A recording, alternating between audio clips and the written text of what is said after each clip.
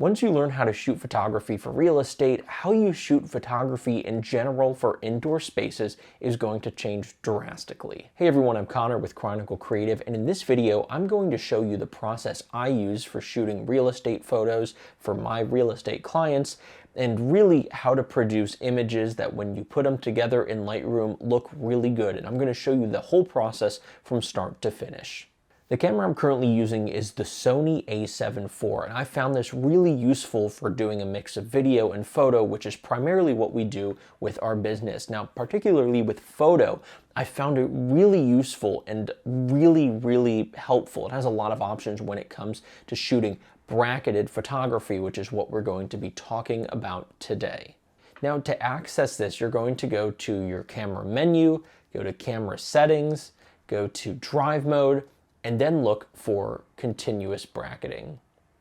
What I found works best for me is using the exposure value 1 with 5 images. There are a lot of options to pick from. You can do 3 exposure values with 3 images, or 0.3 with 9 images. There's a lot you can pick from, so test out what works best in the space you're working in. I typically work in mid-lit spaces, like areas that aren't too bright or too that have a lot of windows, but aren't really that dark either.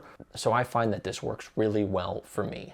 Something really important to note is you're going to need a tripod for this. If you don't have a tripod, the photos aren't going to show up how you think they will. What is important is this takes 5 photos and it combines them all.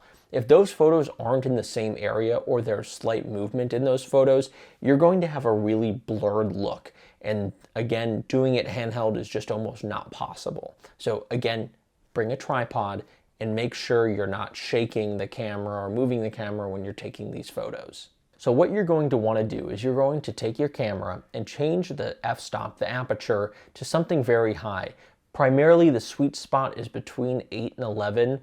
I always hear that that is what a lot of people shoot with. That doesn't create a huge depth of field, so you get these nice images where a lot of the image is in focus, nothing looks super blurred. That's gonna be one of the first things you do when setting up the camera. Now we set our camera at what we think looks pretty nice, and then the camera will do the rest of the work in taking that photo and then taking 2 images higher and lower.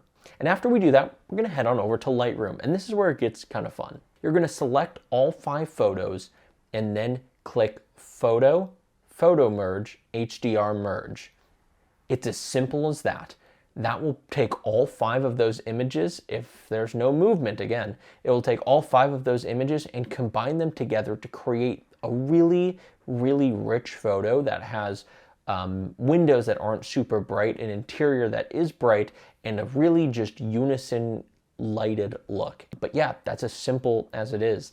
Again, once you learn how to shoot bracketed, it really will change how you shoot interiors in general and even exteriors. Hope this video helped. If you have any questions, feel free to leave a comment below. I'll do my best to help. I started shooting real estate about 6 months ago, and it's been really fun to learn all this stuff.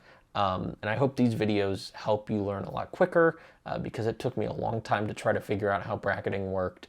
And yeah, thanks for watching.